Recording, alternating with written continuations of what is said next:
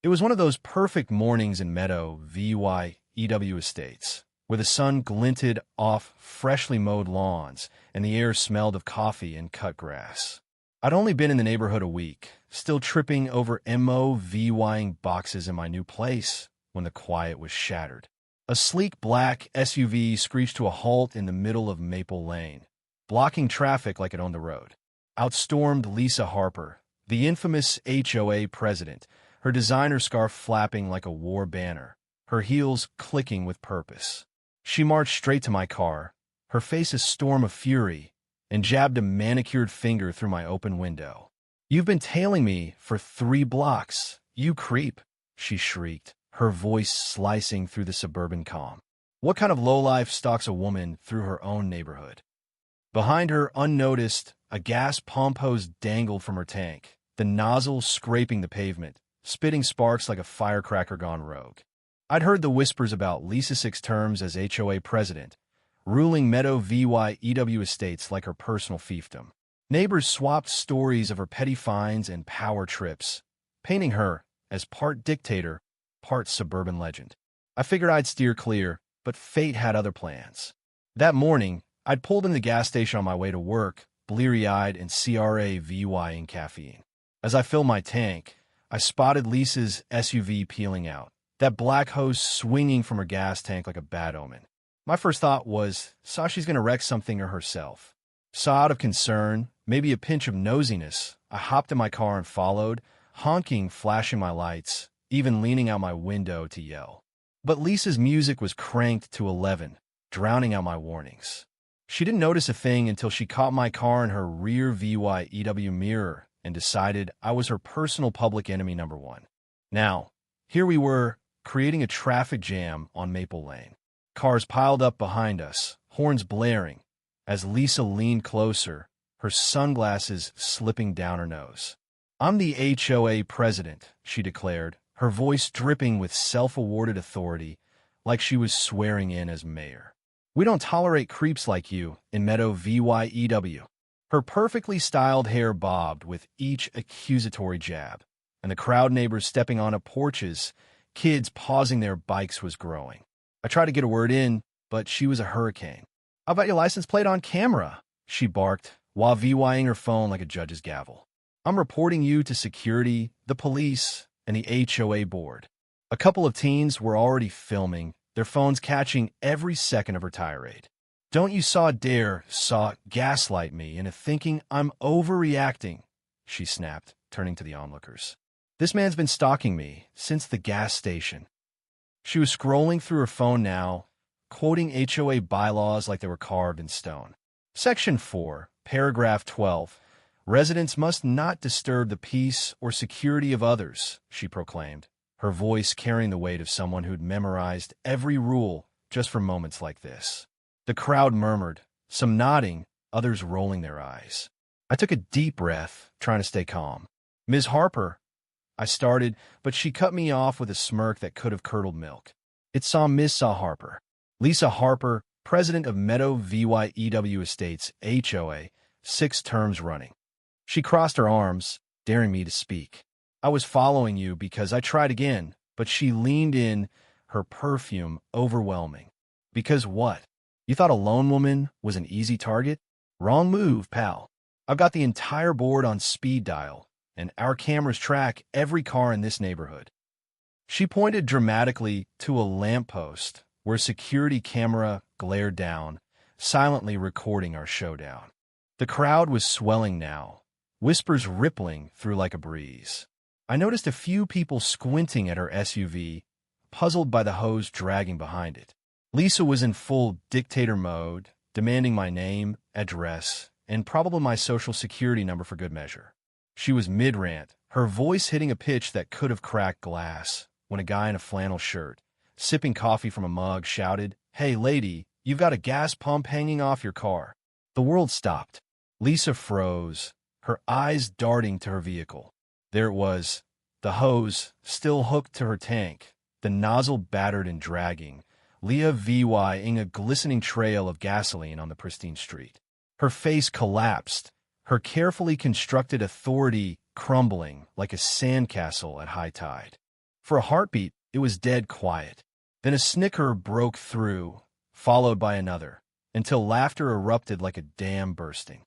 Lisa's cheeks burned a shade of red I didn't think was humanly possible. Her mouth opened, closed, opened again. No words came.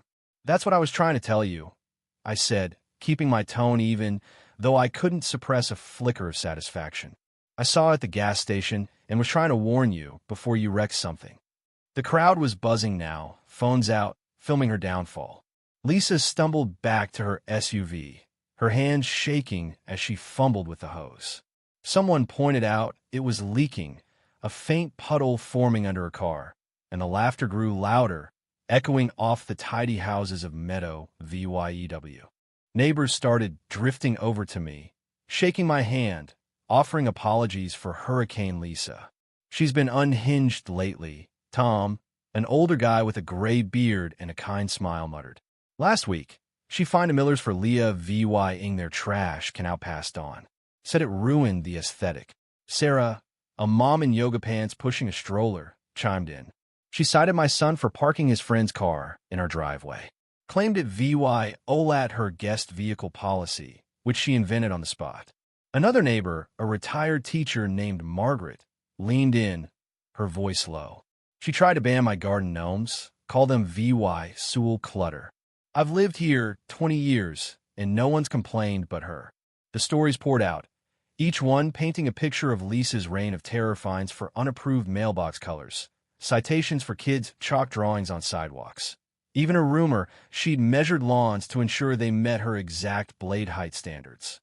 Meanwhile, Lisa was still at her SUV, yanking at the hose like it was her last shred of dignity. Her scarf had slipped, her hair was a mess, and the crowd's laughter wasn't helping. Finally, she gave up, her face a mix of fury and humiliation. She climbed back in her SUV, and here's where it gets wild, sped off, the hose still attached, scraping the pavement, throwing sparks like a low-budget action flick. The crowd gasped, kids cracked up, and a few adults exchanged stunned glances. Those security cameras Lisa had bragged about, they caught every glorious, spark-flying second of her exit. A teen in a hoodie hooped, "That's going VY Ral," and he wasn't wrong. By dusk, the footage was the talk of the neighborhood group chat, shared with captions like "Lisa's Great Escape" and HOA, Karen's Meltdown.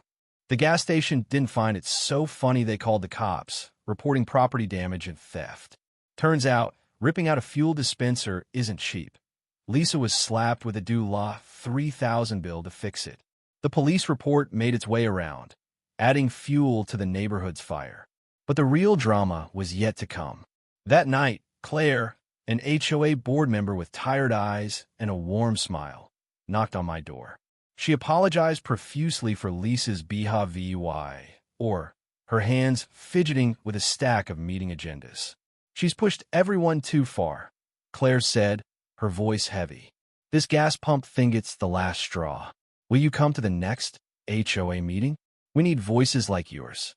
I nodded, surprised to find myself roped into neighborhood politics so soon after MOVYing in. Over the next few days, Meadow, VYEW buzzed with anticipation.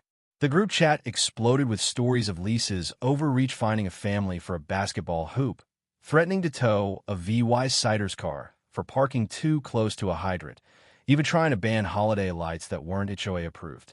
It was like the neighborhood had been holding its breath, waiting for a chance to exhale. The emergency HOA meeting, held 3 days later in the community center, was standing room only. Folding chairs creaked under the weight of neighbors, young and old, all there to witness history. Lisa sat at the front, her purse clutched like a shield, her face a mask of defiance. The board laid out the case: years of complaints, escalating fines, and now the gas pump incident, caught on camera for all to see. When a vote came, it was unanimous. Lisa was out, her 6-year reign shattered in a single evening. Her reaction was pure theater. "You'll regret this," she spat, her voice trembling with rage as she snatched her purse and stormed toward the exit.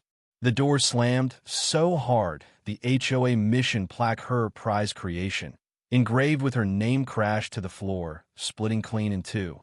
A collective gasp filled the room, followed by stunned silence, then murmurs of relief.